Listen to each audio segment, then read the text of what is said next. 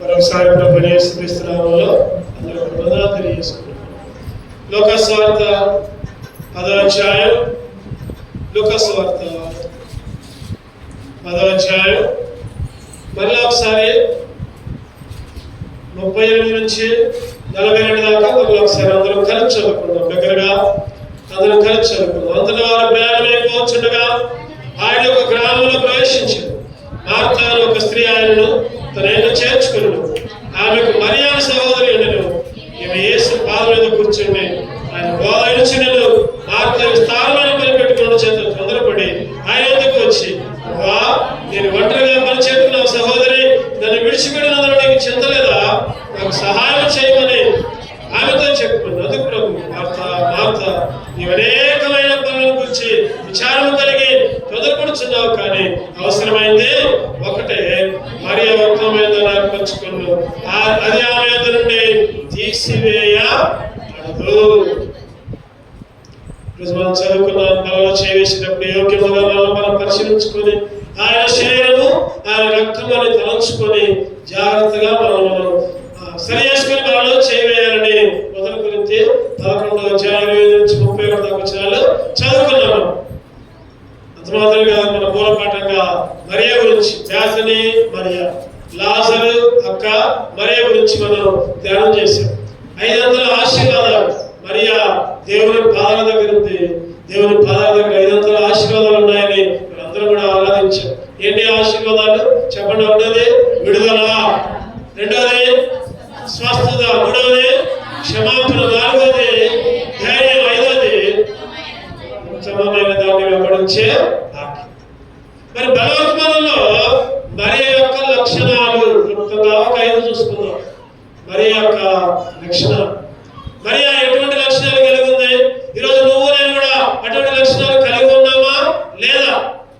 5 లక్షణాలు అన్ని కూడా వి, వాకుడితే వి అనే అక్షరంతో మనం ఒక 5 లక్షణాలు మనం చూసుకొని మనం సరి చేసుకొని యోగ్యంగా మనలో చేయవద్దు. మొదటిగా మనం చదువుకున్న భాగంలోనే లూకా సువార్త 10వ అధ్యాయం 39 చదవండి దగ్గరగా. ఆమెకు మరియా అనే సహోదరి ఉండెను. ఈమె యేసు పాదం మీద కూర్చుండి ఆయన బోధ వినుచుండెను. ఒకటోది వి అనే అక్షరం మీద వినుట. చెప్పండి, అందరూ చెప్పండి, వినుట. వి అనే అక్షరం మీద 5 లక్షణాలు చూసుకుందాం. మరి యొక్క లక్షణాలు, అటువంటి లక్షణాలు మన దగ్గర ఉన్నాయా లేవా సరి చూసుకుందాం. మొదటిగా మరియా ఏం చేసిందంటే ఆయన బోధ వినుచుండెను. వినే లక్షణం ఉంది మరియా దగ్గర. చాలా మందికి చెప్పే లక్షణాలు ఉంటాయి, చాలా మందికి మాట్లాడే లక్షణాలు ఉంటాయి. ఇక్కడ మరియా గురించి మార్కు సువార్తలో ఉంటుంది, లోకాలో ఉంటుంది, యోహాను సువార్తలో ఉంటుంది. మరియా ఏమీ ఎక్కువ మాట్లాడలేదంట, వెంటనే పని. కానీ మార్త మాత్రం ఎక్కువ మాట్లాడే పని. మార్త ఎక్కువ మాట్లాడే చేసింది. మార్త అంటది కదా, అయ్యా దేవా, యోహాను సువార్తలో రాయబడి ఉంటుంది, అయ్యా నువ్వు ఎక్కడ ఉంటే నా తమ్ముడు చనిపోయేవాడే కాదయ్యా అని మార్త అంటా ఉంటుంది. మార్తకేమో ఎక్కువ మాట్లాడే స్వభావం ఉంది, కానీ మరియకేమో వినే స్వభావం. ఈరోజు నీ జీవితంలో నా జీవితంలో కూడా ఎక్కువ వినటానికి ఇష్టపడాలి. దేవుని మాటలు వినటానికి ఇష్టపడాలి. దేవుని స్వరం వినటానికి ఇష్టపడాలి. అందుకనే భక్తుడు ఒక పాట పాడతాడు. ఏంటిదా పాట? నీ స్వరము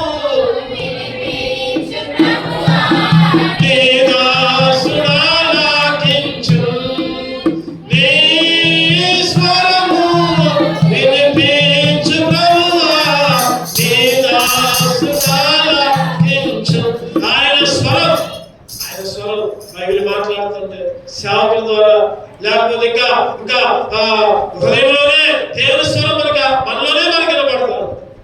ఆయన మాట వినే లక్షణం కలిగి ఉండాలి. యోహాను సువార్తలో చూస్తే 11వ అధ్యాయంలో, యోహాను సువార్త 11వ అధ్యాయం ఎన్నో వచ్చినమంటే ఒక మాట చూద్దామండి.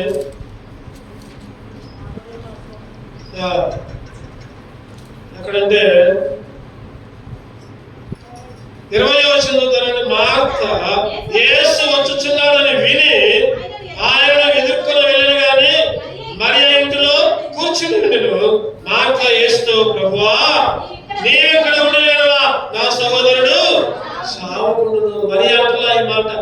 అని అంటలా దేవుడు. అయ్యా నువ్వు ఎక్కడ ఉన్నట్టయితే నా తమ్ముడు లాజరు చనిపోయేవాడు కాదు కదా, నువ్వు ఎందుకు ఉండలా ఎక్కడ అని అడగలా మరియా. కానీ మార్త మాత్రం అడుగుతా ఉంది. ఏమని అడుగుతుందయ్యా, నువ్వు ఎక్కడుంటే నా సహోదరుడు చావకుండును. అంటే మరియా యొక్క లక్షణం, మరియా సైలెంట్ గా కూర్చొని దేవుడు వచ్చేదాకా, దేవుడు మాట్లాడేదాకా మరియా యొక్క లక్షణాన్ని మనం కలిగి ఉండాలి. మాట్లాడే లక్షణం కాదు మనకు కావాల్సింది, దేవుని మాటలు వినే లక్షణం. శ్రద్ధగా వినాలి. ఎట్లా వినాలంటే శ్రద్ధగా. యెషయా గ్రంథం 50 అధ్యాయం 4వ వచనంలో, యెషయా గ్రంథం 50:54 అలసిన వారిని మాటల చేత ఓడించు జ్ఞానము నాకు కలుగునట్లు శిష్యునికి తగిన నోరు యెహోవా నాకు దయచేసినాడు. శిష్యులు వినినట్లుగా నేను వినుటకై ఆయన ప్రతి ఉదయమున నాకు వినుబుద్ధి ఎగుదట ప్రభుని అడగాలి. ప్రభువా నాకు వినే బుద్ధి అయ్యా. మనం ఏం చేస్తామంటే ఎక్కువ మాట్లాడుతూ ఉంటాం. సేవకులు మాట్లాడకముందే మనం అన్ని మాట్లాడుతూ ఉంటాం. విశ్వాసులు మాట్లాడకముందే మనం అన్ని చెబుతూ ఉంటాం. మౌనంగా ఉండి దేవుని మాటలకి లోబడి దేవుని మాటలు వినే లక్షణం కలిగి ఉండాలి. వినటం అనేది చెప్పండి, వినడం ద్వారా బైబిల్లో ఒక మాట ఉంది, వినడం ద్వారా వినడం ద్వారా విశ్వాసం, వినడం ద్వారా విశ్వాసం కలుగుతుంది. నువ్వు విను, లోబడు, వినటానికి ఇష్టపడు. ఈరోజు వింటున్నారన్నా కానీ చాలా మంది ఒక చెవితో వింటున్నారు, ఇంకొక చెవితో బయటకు పంపిస్తున్నారు. వినే లక్షణం కలిగి ఉండాలి. వినే లక్షణాన్ని ఈరోజు నువ్వు నేను కలిగి ఉండాలి. ఈరోజు మనం వినగలిగేటట్లు ఉండాలి. దేవుని మాటలు వినేవాళ్ళంగా ఉండాలి. అందుకని ద్వితీయోపదేశకాండంలో ఒక చక్కటి మాట ఉంది. ద్వితీయోపదేశకాండంలో చదవడం మాట 28వ అధ్యాయం, ద్వితీయోపదేశకాండం 28:1.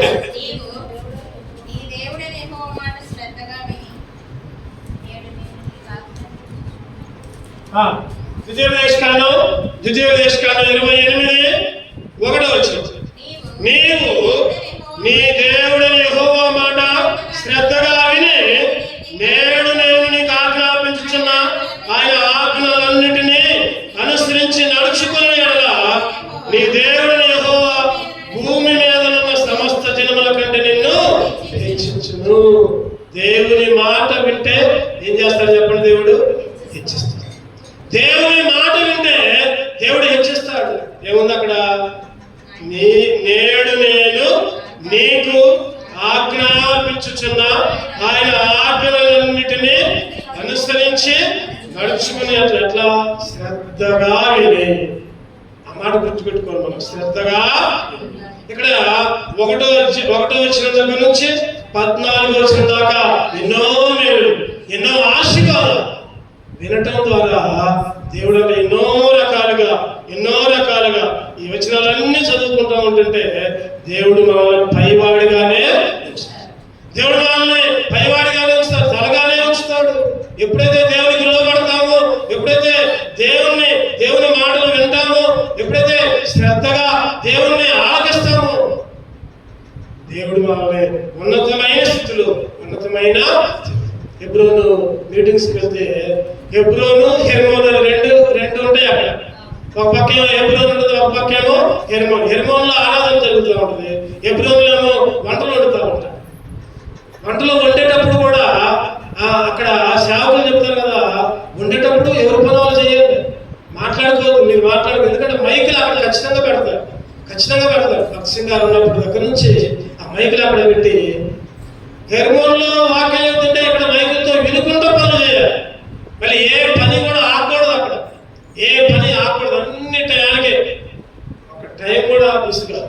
ఏ టైం అంటే ఆ టైంకి అన్ని జరుగుతాయి.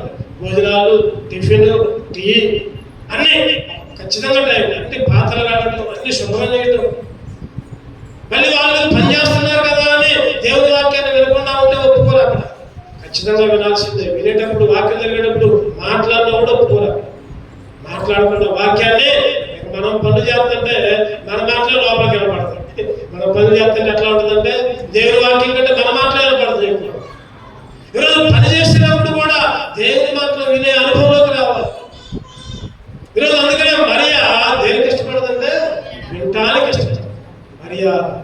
ఈరోజు కూడా నువ్వు నేను కూడా దేవుని మాటలు విని శ్రద్ధగా విని వాటి ప్రకారం జీవించే భాగ్యాన్ని మనం సరి చేసుకోవాలి. ఇంకా ఎక్కడ వినలేదా? ఎక్కడ దేవుని మాటలకు లోబడట్లేదా? ఎక్కడ దేవుని మాటలు వినకుండా దేవునికి దూరంగా ఉంటున్నామా?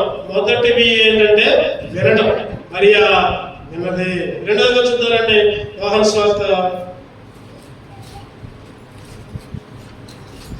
11:32.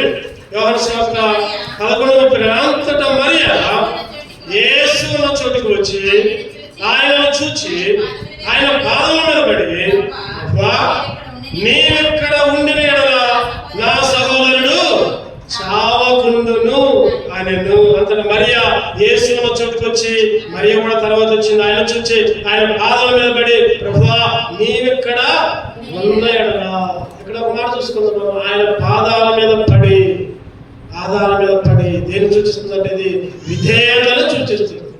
చెప్పండి, రెండవ వి ఏంటంటే విధేయత.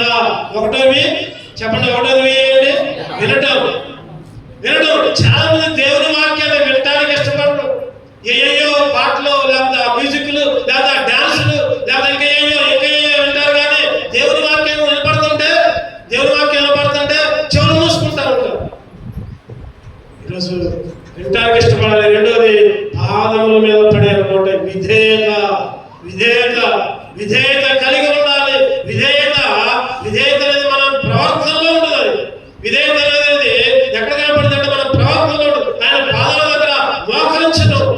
మాట చెప్పాలంటే మోకరించడం అనేది విధేయతకి గుర్తు. విధేయత ఒకసారి నేను ఒక సేవకుడి దగ్గర పోయా.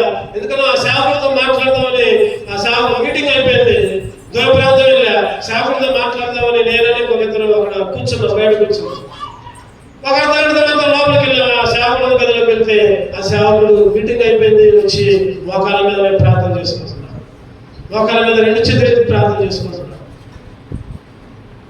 ఒక పావుగంట తర్వాత మళ్ళీ అదే స్థితి, మళ్ళీ మోకాల మీద ఉన్నాడు. మళ్ళీ మోకాల మీద నేనని ఒక ఇద్దరు బ్రదర్స్ ఉన్నాం, మేము కూర్చున్నాం. అరే ఎప్పుడైనా మనం మోకాల నుండి ఆ విధంగా ప్రార్థన చేసుకున్నావా? నాకే అనిపించింది. అరే మళ్ళీ ఇంకో పావుగంట తర్వాత, గంట తర్వాత మళ్ళీ అదే మోకాళ్ళు, అదే ప్రార్థన. అదే వాక్యం అయిపోయింది. అందరూ ఇంట్లో నడిపోయారు. ఆ సేవకుడితో మాట్లాడకపోతే గంట సేపు కూర్చున్నా కూడా, గంట సేపు కూడా ఎట్లా ఉన్నాడు ఆ సేవకుడు? చెప్పండి, ఎట్లా ఉన్నాడు? మోకాళ్ళ మీద ఉండి చేతులెత్తి దేవునికి మొరపెడతా ఉన్నాడు. ఆ రోజు నేను ఒక తీర్మానం తీసుకున్నాను, ఒక నిర్ణయం తీసుకున్నాను. నేను కూడా ఎందుకు ప్రయత్నం చేయకూడదు? ఎందుకు మోకాళ్ళ మీద ఉండకూడదు? ఎందుకు మోకాళ్ళ మీద ఉండి దేవునికి ప్రార్థన చేయకూడదు? ఎందుకు మోకాళ్ళ మీద ఉండి బైబిల్ చదువుకోకూడదు? తర్వాత ఒక గంటన్నర మోకాళ్ళ మీద ఉండి బైబిల్ చదువుకోవడం, మోకాళ్ళ మీద ఉండి ప్రార్థన చేసుకోవడం. ఆ విధంగా నేను అలవాటు చేసుకున్నాను. ఎందుకంటే నాకు జ్ఞానోదయం ఏంటి అంటే, నేను కూడా మోకాళ్ళ మీద ఎందుకు ఉండలేకపోతున్నా, ఎందుకు మోకాళ్ళ లేకపోతున్నా? ఆ సేవకులను చూసి మనసులో నాకే వచ్చింది. అందుకనే రాత్రి కూడా నేను నాగేశ్వరరావు గారి ఇంట్లో మీటింగ్ కూడా నేను మోకాళ్ళ మీదనే ఉండడానికి ఇష్టపడ్డాను. ఆ టైం కూడా నాకు మంచిగా అనుకూలంగా ఉంది. వాక్యం కూడా మోకాళ్ళ మీద చెప్పాను. నేను టైం చూసుకున్నా, దగ్గర గంటల దాకా ప్రార్థన అయిపోయిందాకా వాక్యము మోకాళ్ళ మీదనే, ప్రార్థన కూడా అసలు మోకాళ్ళ నుంచి తీయలేకపోయాయి. మంచిగా అనుకూలంగా ఉంది. ఆ ప్రార్థన వర్తమానాలు కూడా నేను మోకాళ్ళ మీదనే చెప్పాలని ఆ రోజు అనుకున్నా. కానీ ఇక్కడ మనకు పరిస్థితి అనుకూలంగా లేదు. మోకాళ్ళ మీద ఉంటే నేను అసలు కనపడ్డా ఇక్కడ. అందుకనే ఆ టేబుల్ రాత్రి మంచిగా ఉంది. మోకాళ్ళ మీదనే వాక్యం చెప్పడం జరిగింది. మోకాళ్ళ మీదనే దగ్గర గంటలు దాకా. ఎందుకంటే మోకాళ్ళ అనుభవం దేని గుర్తుంటే విధేయత, తగ్గింపు. దేవుని దగ్గర, దేవుని పాదాలు, ఈరోజు దేవుని పాదాల దగ్గర అంటే విధేయతను నేర్చుకునే వాళ్ళంతా ఉంటారు. అరే నా మోకాలు మంచిగానే ఉన్నాయిగా, నేను ఎందుకు మోకరించలేకపోతున్నా, నేను ఎందుకు తగ్గించుకోలేకపోతున్నా, నాకే పౌరుషం వచ్చింది. ఆ స్థితిలో ఆ సేవకులు చూస్తుంది. నిజంగా ఈరోజు మనం అందుకని మరి ఎక్కడ ఏం చేస్తుందంటే చెప్పండి, ఏముంది? విధేయత కలిగి ఉంది. తగ్గించుకుంటుంది. పాదాల మీద పడింది. మేకా ప్రవక్త ఒక చక్కటి మాట రాస్తా ఉంటాడు. 6వ అధ్యాయం మేకా 6వ అధ్యాయంలో వచ్చినంటే 8వ వచనం మనుషుడా, ఏది ఉత్తమమో అది నీకు తెలియజేయబడినది. న్యాయముగా నడుచుకున్నట్టు, కనికరమును ప్రేమించుటయు, ఇంతే కదా యెహోవా నిన్ను నడుపుతున్నాడు, ఇంతే కదా నిన్ను నడుపుతున్నాడు. నీకు ఎన్నో ఇస్తున్నాడు కదా, నీకు ఎన్నో ఇస్తున్నాడు కదా దేవుడు. ఈ లోకంలో మనం ఏది కలిగి ఉన్నా అది చెప్పండి, ఎవరు ఇచ్చింది? అదే దేవుడు ఇచ్చింది. దావీదు గారు అంటారు, అయ్యా అయ్యా నేనేమి ఇస్తున్నానయ్యా, నేనేమిస్తున్నానయ్యా, నేనేది ఇచ్చినా కూడా అది నువ్వు నాకు ఇచ్చిందే కదా, అది నువ్వు నాకు ఇచ్చింది కదా. నువ్వు ఇచ్చిన దాంట్లోనే కొద్దిగా నేను నీకు ఇస్తాను, నువ్వు ఇచ్చిన దాంట్లో కొద్దిగా నేను ఇచ్చింది. ఈరోజు ఉత్తమమైనది ఇంకా దేవుణ్ణి ప్రేమించడం, న్యాయంగా నడుచుకోవడం, కనికరాన్ని ప్రేమించడం, దేన మనస్సు కలిగి. ఏ మనసంగా? విధేయత గుర్తు. వినయము గల వారి యొక్క దేవుడు సంచరించాలి. వినయము కలిగిన దగ్గర, దేన మనస్సు కలిగిన వారి యొక్క దేవుడు సంచరిస్తాడు. దేవుడు వారి పక్షాన ఉంటాడు, దేవుడు వారి పక్షాన కార్యాలు చేస్తాడు. అందుకనే రాత్రి హిజ్కియా గురించి ఇంకో మాట చెప్పుకున్నాం మనం. హిజ్కియా వెళ్ళిన చోటల్లా, చెప్పండి, వెళ్ళిన చోటల్లా విజయం, వెళ్ళిన చోటల్లా విజయం. ఏం చేశాడు చెప్పండి? 3 పనులు చేశాడు. ఏంటి? యెహోవాను హత్తుకున్నాడు. రెండవదిగా యెహోవాను వెంబడించాడు. మూడవదిగా ఆయన ఆజ్ఞలు గైకొన్నాడు. ఈ 3 పనులు చేస్తే నీకు, నాకు, మనకి ఎల్లప్పుడూ విజయమే. ఇప్పుడు ఎన్ని చేస్తామంటే, ఎప్పుడైతే తగ్గించుకుంటాం, ఎప్పుడైతే దేన మనసు కలిగి ఉంటాము, ఎప్పుడైతే దేవుని దగ్గర క్షమాబుద్ధి కలిగి ఉంటాము. అందుకనే రెండవదిగా విధేయత, మరి దగ్గర నుంచి మనం నేర్చుకోవాలి. ఒకటోది మరి దగ్గర నుంచి రెండోది నేర్చుకోవాలి. రెండవది మరి దగ్గర నుంచి విధేయత నేర్చుకోవాలి. మూడో చూద్దానండి, ఎబ్రీయులకు రాసిన పత్రిక 11వ అధ్యాయం. ఎబ్రీయులకు రాసిన పత్రిక 11వ అధ్యాయం 33వ వచనం. 33. వారి విశ్వాసము ద్వారా రాజ్యమును జయించిరి, నీతి కార్యములు జరిగించిరి, వాగ్దానములు పొందిరి, సింహముల నోరులు మూసిరి. 35 కూడా చదువుకున్నాం. స్త్రీలు మృతులైన తమ వారిని పునరుద్ధానం వలన మరలా పొందిరి, కొందరైతే మరి శ్రేష్టమైన పునరుద్ధానం పొందగోరి విడుదల పొందనొక యాతన పెట్టబడి. స్త్రీలు మృతులైన తమ వారిని పునరుద్ధానం వలన మరలా, స్త్రీలు మృతులైన వారిని మరలా పొందిరు. ఇక్కడ ఆ స్త్రీ గురించి ఆలోచిస్తే, ఆ స్త్రీ మరియా మృతులైన ఎవరంటే తమ్ముడే లాజరు చనిపోయాడు, మరలా పొందుకుంది. కారణం ఏంటంటే మరియ యొక్క విశ్వాసం. 3వ లక్షణం ఏంటంటే విశ్వాసం ఉంచుకోలేదు కదా. దేవుని మీద విశ్వాసం, నమ్మకం ఉండాలి. నన్ను సృష్టించిన వాడు నాకు మేలు చేయక మానునా? ఖచ్చితంగా మేలు చేస్తాడు. మేలు చేయకపోయినా, కీడు వచ్చినా నేనైతే దేవుణ్ణి వెంబడించడం మానను. అది విశ్వాసం. శత్రుకు, మేషకు, అభ్యర్థులు అంటారు కదా. చెప్పండి, ఏమంటారు చెప్పండి? అయ్యో మేము అగ్నిగుండంలో పడేస్తాం, దేవుడా మమ్మల్ని రక్షించయ్యా, నువ్వు అన్నావుగా, నువ్వే దేవుడు అయితే మేము నీకే మొక్కుతున్నాం, ఈ బొమ్మలకు మొక్కట్లా, లేకపోతే ఈ రాజు చెప్పినట్టు మేము చేయట్లా, కాబట్టి నువ్వు ఖచ్చితంగా మమ్మల్ని రక్షించాలి, ఖచ్చితంగా మమ్మల్ని అగ్నిలో పడకుండా చెయ్యి అన్నా. చెప్పండి, ఏమన్నారు చెప్పండి? ఏమన్నారు? ఒకవేళ ఆ దేవుడు మమ్మల్ని రక్షించడానికి సమర్థుడు, ఒకవేళ ఈ అగ్ని నుంచి కాపాడకపోయినా నేను నీ దేవతకే, నేను ఓ రాజా నిన్ను మొక్కు, నువ్వు చెప్పిన పని చేయి, దేవతకు మొక్కు. అదే విశ్వాసం కలిగిన స్త్రీలాగా, విశ్వాసం కలిగిన వ్యక్తిలాగా ఈరోజు నువ్వు నేను ఉండాలి. ఈరోజు నమ్మాలి, దేవుని కార్యాలను నమ్మాలి, విశ్వాసం ఉంచుకోవాలి. విశ్వాసం ఉంచుకోవాలన్నా పై వాటి మీద దృష్టి ఉంటుంది, కానీ లోకం మీద దృష్టి ఏమాత్రం కూడా. పైన వాటినే వెతకుడే పౌలు గారు అంటారు. ఈ లోకంలో కాదు, లోకాలు కాదు వెంబడించేది, లోకంలో ఏది కూడా అక్కర్లేదు. మీరు నిజంగా దేవుని విడలైతే, మీరు నిజంగా యేసుక్రీస్తు లాభపడిన వారైతే పైన వాటినే వెతకుడి. ఎప్పుడు వచ్చిందంటే ఈ వెతకే స్వభావం. విశ్వాసం ఉంటేనే, విశ్వాసం లేకపోతే ఏ మాత్రం కూడా.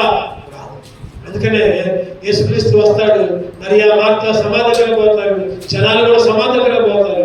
మార్తా అంటది కదా, అయ్యా రాయి తగిలించండి అని అంటే మార్తా అంటది కదా, అయ్యా 4 రోజులైందా చచ్చిపోయి, 4 రోజులు రాయి తీస్తే వాసన వచ్చింది, కప్పుకుంటుంది. రాయి తీయమాకండి, మరి ఏం మాట్లాడతాడు? మరి ఏం తెలుసు రాయి తీస్తే నా తమ్ముడు బ్రతుకుతాడనే నమ్మకం ఉంది మరి దగ్గర. కానీ మార్త అయితే విశ్వాసం లేదు. యేసుక్రీస్తు వచ్చాడు, తిరిగి లేపుతాడు నా తమ్ముడు అనే నమ్మకం లేదు, విశ్వాసం లేదు మార్త దగ్గర. మరి అయితే చదవండి అన్నమాట, ఎన్నో వచ్చిన అన్నమాట. యోహాను సువార్త 11:39. యేసు రాయి తీసివేయని చెప్పగా చనిపోయిన వారి సహోదరి మార్త, ప్రభువా అతను చనిపోయి 4 దినమైంది కనుక ఇప్పటికి వాసన పుట్టిందని ఏమంటే చెప్పండి. మార్త దగ్గర విశ్వాసమే లేదు, అస్సలు విశ్వాసమే లేదు, ఏ మాత్రం కూడా విశ్వాసం లేదు. అయ్యా చనిపోయి 4 రోజులైంది అయ్యా, చనిపోయి వాసన వచ్చింది, వాసన.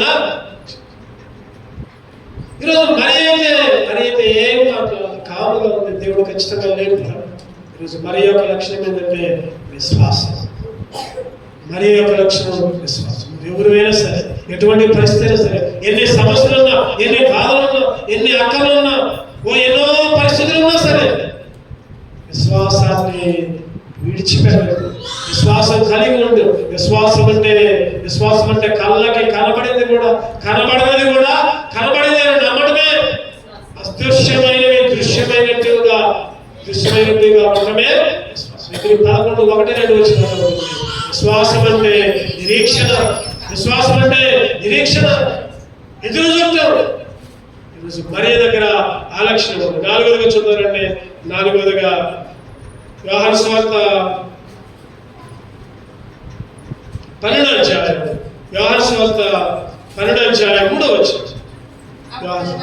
అప్పుడు మరియ మిక్కిలి విలువగల అక్ష జటామాంశాలు ఒక సేరున్నర ఎత్తు తీసుకుని యేసు పాదములకు పూసి తన తల వెంట్రుకలతో ఆయన పాదములను తుడిచెను.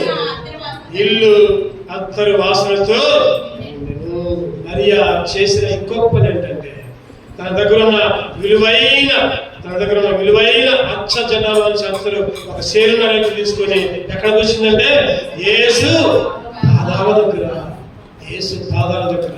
మరియా యేసు పాదాలకి విలువ ఇచ్చింది. అంటే దేవుని సన్నిధికి విలువ ఇచ్చింది. ఈరోజు 4వ వి ఏంటంటే, దేవునికి విలువ ఇచ్చే వాళ్ళలాగా నువ్వు నేను ఉండాలి. దేవుని సన్నిధికి, దేవుని మందిరానికి, దేవుని వాక్యానికి విలువ ఇచ్చే వాళ్ళలాగా ఉండాలి. విలువ సేరున్నర ఏంటంటే, అది సేరున్నర ఎత్తు అత్తరు. ఎంతంటే అది సుమారుగా కింద రాయబడింది. ఈ అత్తరు 300 ధ్యానారాలు. 300 ధ్యానారాలు అంటే ఇంచుమించు 150. అంటే అది ఆ రోజుల్లో అంతా చరిత్రకారులు చెప్తున్నారు, ఆ రోజుల్లో అది సంవత్సరంలో వచ్చే జీతం అంటారు. సంవత్సరానికి జీతం 150 రూపాయలు ఆ రోజుల్లో జీతం అంటారు. ఆ సంవత్సరంలో వచ్చే జీతమంతా అత్తరుని యేసు పాదాల దగ్గర, యేసు పాదాలకి విలువ ఇచ్చిన స్త్రీ. ఈ రోజుల్లో చెప్పాలంటే ఆ 150 రూపాయలు, ఆ రోజుల్లో 150 రూపాయలు ఇచ్చుకుంటూ ఈ రోజుల్లో ఎంత అంటే దగ్గర 7.5 లక్షలు. ఎంత చెప్పండి? 7.5 లక్షల రూపాయల విలువ కలిగిన అత్తరుని యేసు పాదాల దగ్గర కూర్చుంది. అంటే యేసుకి ఎంత విలువ ఇచ్చినదో. ఈ రోజుల్లో దేవునికి విలువ ఇచ్చే వాళ్ళగా ఉన్నారు. దేవుని సన్నిధికి, దేవుని మందిరానికి, దేవుని వాక్యానికి, సంఘానికి. ఈరోజు నువ్వు పోయే సంఘానికి నువ్వు విలువ అయిపోతే ఇంకెవరు ఇస్తారు? బయట వేస్తారా? ఈరోజు నువ్వు పోయే సంఘానికి నువ్వు విలువ అయిపోతే అట్లా, నువ్వు పోయే ప్రార్థనకి నువ్వు రాకపోతే అట్లా, నువ్వు వెళ్ళే బైబిల్ స్టడీకి నువ్వు రాకపోతే అట్లా, నువ్వు వెళ్ళే ఉపవాస గుడికి నువ్వు రాకపోతే అట్లా. నువ్వు దేని విలువ ఇస్తున్నావు? అక్కమ్మలకు విలువ ఇస్తున్నావా? కులానికి ఇస్తున్నావా? లేదా మతానికి ఇస్తున్నావా? ఆచారాలకు విలువ ఇస్తున్నావా? దేని విలువ ఇస్తున్నావు? ఇక్కడ మరి అయితే చెప్పండి, దేవుని సన్నిధికి. ఇంకో మాట చెప్పాలంటే యేసు పాదాలకి విలువ ఇచ్చే అంటే యేసుకి విలువ ఇయ్యాలి, దేవునికి విలువ ఇయ్యాలి. ఒక ఆయన ఒక సేవకుడు చెప్తున్నాడు, ఒక ఆయన ఒక సేవకుడు మందిరంలో ప్రార్థన చేస్తా ఉన్నాడంట. ఆ వ్యక్తి అంట ఒక కిర్రు అనుకున్న సైకిల్ తీసుకుని వచ్చాడు. సైకిల్ కిర్రు అంటున్నాడు. ఆ సైకిల్ హ్యాండిల్ సరిగా లేవు, టైర్లు సరిగా లేవు, లేకపోతే ఇంకా ఏది సరిగా లేదు. తీసుకొని వచ్చి సేవకుడి దగ్గర పెట్టి, అయ్యగారు గారు ఈ సైకిల్ నేను సంతా ఇద్దాం అనుకుంటున్నాను. చెప్పండి ఏమన్నాడు? సైకిల్ అంట సంతా ఇస్తాను. ఆ సైకిల్ ఎట్టుంది? అస్సలు సైకిల్ తొక్కడానికి లేదు, హ్యాండిల్ బాగలేదు, టైర్లు బాగలేదు, చైలు బాగలేదు, అంతా కిరు. ఏసుకి ఏం వినిపిస్తున్నావు? పాడైపోయిన అన్నీ తెచ్చి దేవుడికి ఇస్తున్నావా? దేవుడి మీద అండగడుతున్నావా? ఆ సైకిల్ బాగు చేస్తే దగ్గర 1000 రూపాయలు ఏంటంట చెప్పాడంట. అడిగితే అయ్యగారు అన్నాడు, అయ్యా నీ సైకిల్ నువ్వే ఉంచుకోయా, ఇది 1000 రూపాయలు బాగు చేసే రోజు కొత్త సైకిల్ కొనుక్కోవచ్చు అని చెప్పాడు. ఈరోజు మనకి పనికిరాని అన్ని దేవుడికి ఇస్తున్నాం. పనికొచ్చే హృదయాన్ని మాత్రం దేవుడికి ఎట్లా? పనికొచ్చే హృదయాన్ని దేవుడికి ఇలా అనుకుంటున్నాం. ఒక సేవకుడు చెప్తున్నాడు, ఆ సేవకుడు అంట ఒక చర్చిలో ఒక విశ్వాసి బైక్ తీసుకుని వచ్చాడంట. బైక్ తీసుకుని వచ్చి, అయ్యగారు మీరు 2 పైన నడుచుకుంటూ పోతున్నారు, ఈ బైక్ వాడుకోండి, ఈ బైక్ మీద పోండి, ఈ బైక్ లో ఉపయోగించుకుంటుంటే ఆ బైక్ కూడా రిపేర్ పోతే ఆ బైక్ కూడా దగ్గర 20,000 దాకా అయింది అన్నాడంట. అయ్యా ఈ బైక్ బాగు చేయట్లే, ఈ బైక్ ఆయనకి ఇస్తారు. ఈరోజు ఎందుకు చెప్తున్నారంటే ఈ మాట, చాలా మంది పనికిరాని అన్ని దేవుడికి ఇస్తున్నారు. పనికిరాని అన్ని 10 రూపాయల కాగితం, ఒక చిరిగిపోయిన కాగితం చందా పెట్టి వేస్తున్నారు. 20 రూపాయల కాగితం ఒక చిరిగిపోయింది పనికిరాంది బయట ఎక్కడ చదవకుండా ఉన్నది చందా పెట్టి వేస్తున్నారు. లేదా పనికిరాని 500 నోట్లు, పనికిరాని 100 రూపాయల నోట్లు దేవుడికి కానుక వేస్తున్నారు. ఏమన్నారు? 100 రూపాయలు, ఒక 5 రూపాయలు వచ్చింది చాలా అక్కర్లేదు. నువ్వు అక్కర్ల 100 రూపాయలు 1000 రూపాయలు అక్కర్లేదు. పనికొచ్చేది చిరిగిపోయింది కాదు ఇచ్చేది. ఒక సేవకుడు చెప్తున్నాడు, ఒక సిస్టర్ అయితే బియ్యం కూడా తెచ్చిందన్న మా ఇంటికి, బియ్యం కూడా తెచ్చిందన్న. అయ్యా చందాకి ఇస్తా, బియ్యం చూస్తే మొత్తం పురుగులే అన్నాడు. బియ్యం చూస్తే అంట అన్నీ పురుగుల బియ్యం, దేవుడికి కానుక. పురుగుల బియ్యం ఇచ్చేది, చిరిగిపోయిన కాగితాలు దేవుడికి ఇచ్చేది, పనికిరాని సైకిల్ దేవుడికి ఇచ్చేది. దేవునికి విలువ అట్లా కడుతున్నావా? దేవుడి విలువ వాడితో నువ్వు లెక్క చేస్తున్నావా? నువ్వు ఇయ్యకపోయినా పర్వా, ఈ కనపడేలా ఇచ్చేది దేవుడు. దేవుడికి నీ విలువైన హృదయాన్ని దేవుడు అవ్వచ్చు, దేవుడి సన్నిధిలో గడుపు. దేవునికి విలువ ఇయటం అంటే ఏదో డబ్బులు ఇయటము, లేకపోతే ఆస్తులు ఇయటము, లేదా దానాలు చేయటము, లేకపోతే ఇంకేదో భూదానాలు, ఆదానాలు, అన్నదానాలు, గోదానాలు అవి కాదు. దేవుడికి విలువ ఏంటంటే నీ పవిత్రమైన హృదయాన్ని దేవుడికి కానుకయి. నీ హృదయంలో దేవుని అన్నిటి నుంచి రక్షణ ముందు చెడ్డ వాటికి దూరంగా ఉండు, చెడ్డ ఆలోచన, చెడ్డ తలంపులకి, చెడ్డ మాటలకు దూరంగా ఉండు. దేవునికి విలువిచ్చే స్త్రీ ఎవరు? మరి దేవుని పాదాల దగ్గర నమస్కరించే స్త్రీ. ఆ అత్తరిని పాదాల దగ్గర అందరూ అంటున్నారంట ఎందుకమ్మా ఇదమ్మి ఎవరికి ఇవ్వచ్చంట? పేదలకు ఇవ్వచ్చు కదా. యేసుక్రీస్తు అన్నాడు, పేదలు ఎప్పుడు మీతోనే ఉంటారు కదా. ఈమె నా శరీరాన్ని భూస్థాపన నిమిత్తం, ఒక లోకస్వాపులు అనుకుంటా, భూస్థాపన నిమిత్తం ముందే ఆలోచించి నా భూస్థాపన నిమిత్తం ఇప్పుడే అందరూ నా మీద పోసిందయ్యా అని ఆ శిష్యుడికి చెప్తా ఉంటాడు. ఈరోజు దేవునికి విలువిచ్చే వాళ్ళగా ఉండాలి. దేవుని సన్నిధికి, దేవుని వాక్యానికి, దేవుని సంఘానికి, నువ్వు వెళ్ళని మందిరానికి విలువిచ్చే వాళ్ళగా ఉండాలి. చివరికి 5వ కూడా చూసుకొని మనం ముగించుకుంటాం. లోకస్వార్త 10వ అధ్యాయం 39 వచ్చింది. లోకస్వార్త 10:39. ఆమెకు మరియాను సహోదరి ఉండేది. ఈమె యేసు పాదం మీద కూర్చుని ఆయన బోధన నుంచుండేది. మార్త స్థానమైన పని పెట్టుకోవడం చేత తొందరపడి ఆయన దగ్గర వచ్చి, ప్రభువా నేను ఒంటరిగా పనిచేయటకు నా సహోదరి నన్ను విడిచిపెట్టిన నీకు చింత లేదా, నాకు సహాయం చేయమని మాట్లాడుతుంది కదా. దేవుడితో చెప్తుంది, మరియతో చెప్పట్లా. ఎందుకమ్మా అక్కడ కూర్చుంటున్నావు అని అట్లా. దేవుడితో మరియ అక్కడ కూర్చుంది, మార్త వచ్చింది, దేవుడితోనే మాట్లాడుతున్నాయా? ఏంటయ్యా ఎక్కడ కూర్చుంది? అక్కడ ఎన్నో పనులు ఉన్నాయి కదా, నాకు సహాయం చేయమని చెప్పొచ్చు కదా. 5 లక్షలు ఏంటంటే మరియ దగ్గర మార్త ఎన్ని మాటలు అనుకున్నా అసలు వినిపించుకోవాలా? చెప్పండి, వినిపించుకుందా? వినిపించుకోవాలా? మార్త ఎన్ని మాటలన్నా సరే, దేవుడితో ఎన్ని మాటలు మాట్లాడినా నాకు సహాయం ఏమని చెప్పు, అవి చెప్పు, ఈ చెప్పు, అజ్జాయి నేను ఇట్లా పని చేస్తున్నా, అది చేస్తున్నా, ఇది చేస్తున్నా, ఏ మాత్రం లెక్క చేయాలి, వినిపించుకోలేదు. నా తలంపు ఏంటంటే, ఈ లోకంలో ఎంతో మంది ఎన్నో మాటలు అంటారు, ఎంతో మంది ఎన్నో నిందలు వేస్తారు, ఎన్నో అపవాదులు వేస్తారు, ఎన్నో నిందలు వేస్తూ ఉంటారు, ఎన్నో సూటిపోటు మాట్లాడతారు, పక్కన చూసి ఉమ్ములేసుకుంటూ పోతారు. కొంతమంది అనుకుంటారు కదా, ఇటువంటి వాళ్ళు ఏంటి, ఎట్లా ఉన్నారేంటి, ఎట్లా నిలబెడుతున్నారేంటి, ఎట్లా నేను కనపడుతుంది ఉమ్మేస్తున్నారేంటి అని అనుకుంటాను. ఒక బ్రదర్ చెబుతున్నాడు, ఒక బ్రదర్ అంటున్నాడు, ఆ సంఘంలో ఉంటా 2 బ్రదర్స్ ఉన్నారంట. ఒక బ్రదర్ని పాటలు పిలిస్తే ఇంకో బ్రదర్ని పిలవరంట, ఇంకో బ్రదర్ రాడంట, ఆయన పిలిస్తే ఆయనే పిలుచుకున్నాను పిలవమాకంట. ఇంకా రాను ఆ తగాదా ముదిరిపోయి ఆయన మందిరానికి వస్తే నేను మందిరానికి రాను అనే స్థితికి వచ్చింది.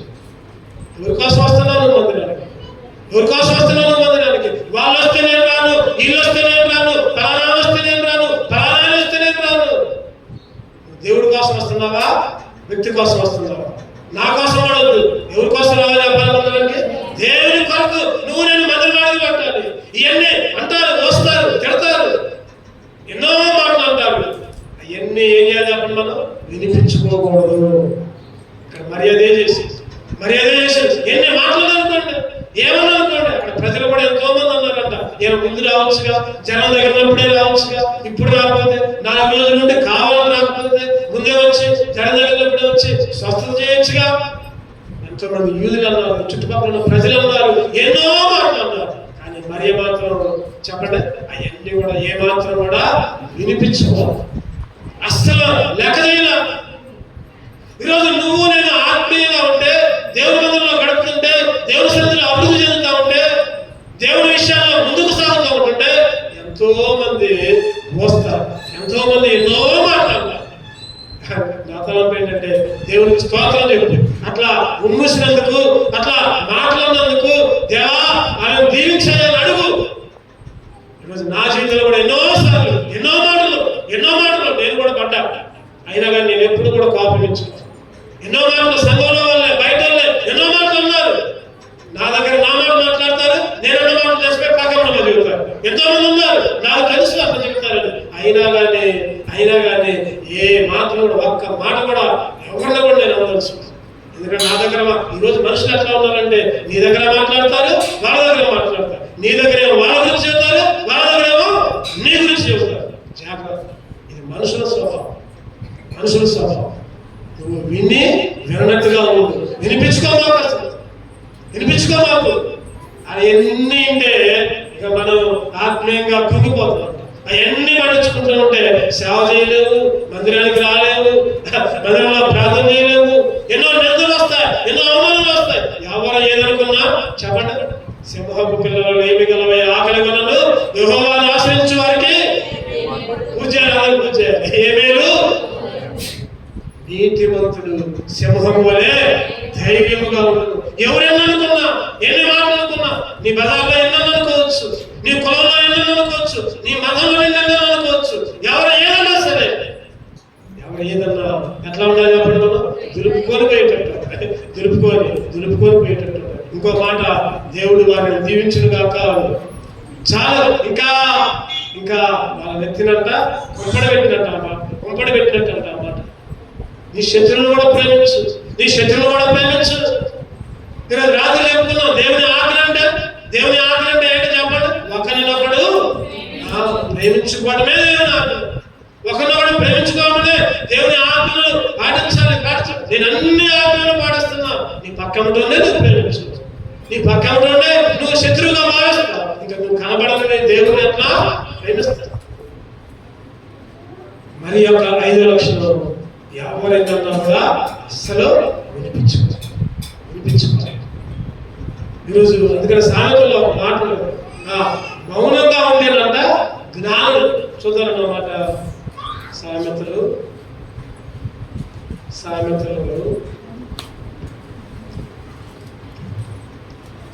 17 వచ్చాయి.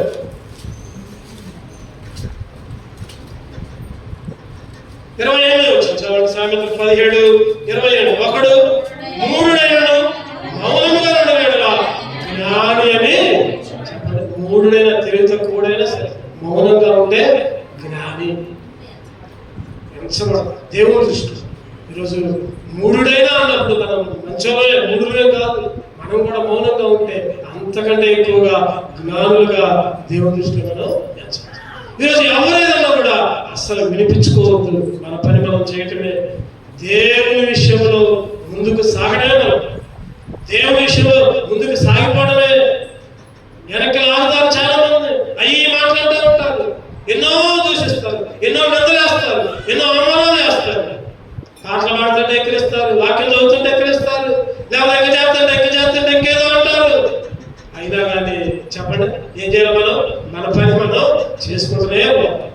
ఎవరి గురించో మనం పాటలు ఎందుకు పాడకూడదు? ఎవరి గురించో మన వాక్యం ఎందుకు కావకూడదు? ఎవరి గురించో మన మందిరానికి ఎందుకు మానేయాలి? ఎవరి గురించో మనం దేవునికి వ్యతిరేకంగా ఎందుకు ఉండాలి? ఈరోజు నా తలపు ఏంటంటే మరియా చెప్పండి 5 లక్షలు వెళ్ళింది. ఒకటోది చెప్పాలి, ఒకటోది మరియా శ్రద్ధగా విన్నది. రెండోది మరియా విధేయతగా. మూడవది విశ్వాసం కలిగిన మరియా. నాలుగవది దేవునికి విలువించింది, దేవునికి విలువించింది. ఐదవదిగా ఎవరైనా కూడా అస్సలు వినిపించదు. ఈ మధ్యాహ్న కాలంలో బల దగ్గర మనం కూడా ఈ 5 లక్షలు కలిగి ఉన్నామా? సరి చేసుకుందాం. రెండు మోకరించుకుందాం. ఒక క్షణం మనమే సరి చేసుకుందాం. ఈరోజు ఎక్కువగా మాట్లాడటం కాదు, ఎంత ముఖ్యం. వినాలి, లోబడాలి, విధేయత ఉండాలి, విశ్వాసం ఉండాలి. నువ్వు దేనికి విలువిస్తున్నావు?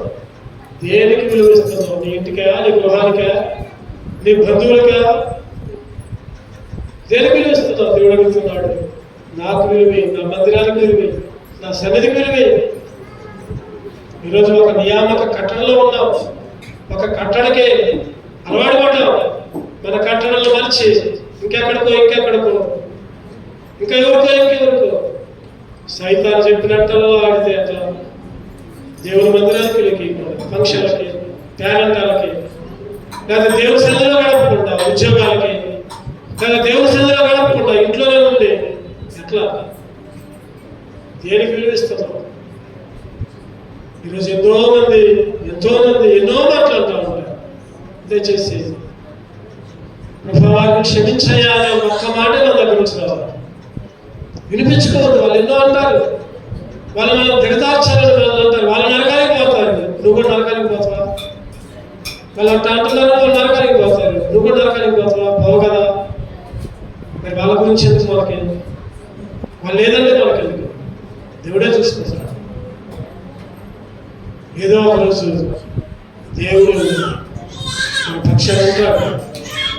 దేవునికి విలువించే వాళ్ళకి, దేవుని కనపరిచే వాళ్ళకి ఎవరిని లెక్క చేయకూడదు. నిందలు, అవమానాలు, శోధనలు, సమస్యలు ఎన్నో. అస్సలు రకరకాల మాటలు అస్సలు విలువేయండి. అసలు పట్టించుకోదు, వినిపించుకోదు. ప్రభా 5 విషయాలు నీకు లోబడి చేయ అడుగుదాం. దేవుని యోగ్యంగా మనలో చేయాలి.